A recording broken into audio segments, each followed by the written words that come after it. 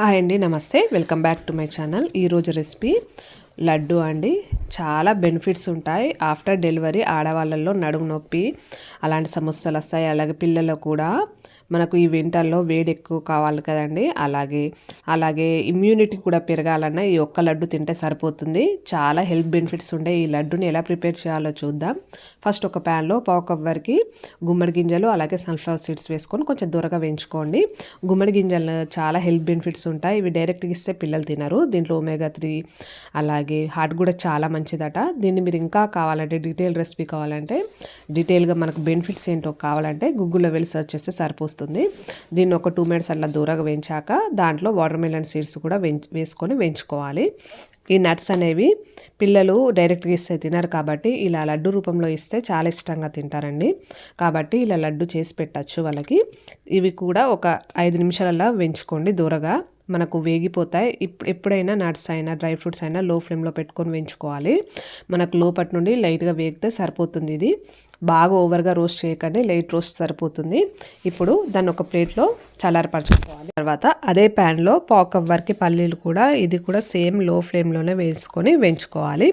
పల్లీలు కాస్త వేగాక పల్లీలు కొంచెము మరీ ఎక్కువగా రోస్ట్ చేయకుండా అలాగే తక్కువ కాకుండా ఈ వీడియోలో చూపించినంత రోస్ట్ చేస్తే సరిపోతుంది. పచ్చి పచ్చిగా ఉండకుంటే సరిపోతుంది. మనకు ఈ స్టైల్లో రోస్ట్ చేసుకొని పక్కన ఉంచేసుకోండి. అలాగే అవిసె గింజలు కూడా పావు కప్ వరకు వేసుకోండి. అవిసె గింజలు కూడా హెయిర్ లాస్ కాకుండా ఇంకా చాలా బెనిఫిట్స్ ఉంటాయి దీంతో.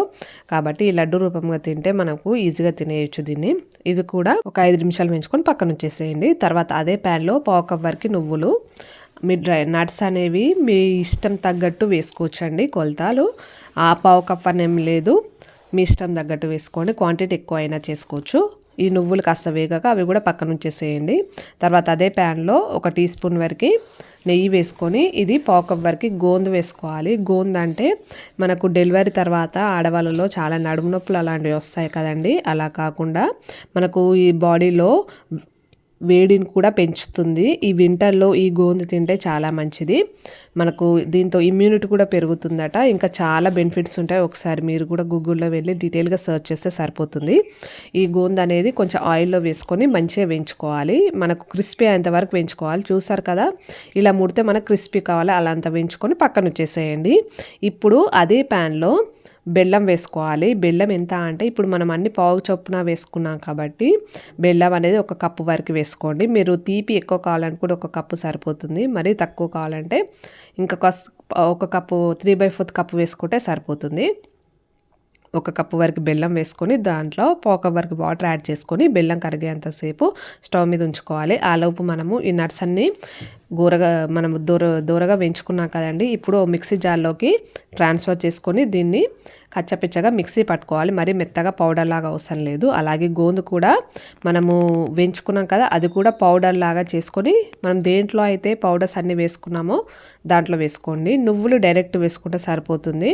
ఇప్పుడు ఇదంతా పౌడర్స్ అంతా ప్రిపేర్ చేసుకున్నాం కదా, పక్కన ఉంచేసేయండి. ఇప్పుడు బెల్లం అనేది మనకు లైట్గా తీగ పాకం వస్తే సరిపోతుంది. వీడియోలో చూపించాం కదా ఆ స్టైల్లో తీగ పాకం, మరి గట్టి పాకం కూడా అవసరం లేదు.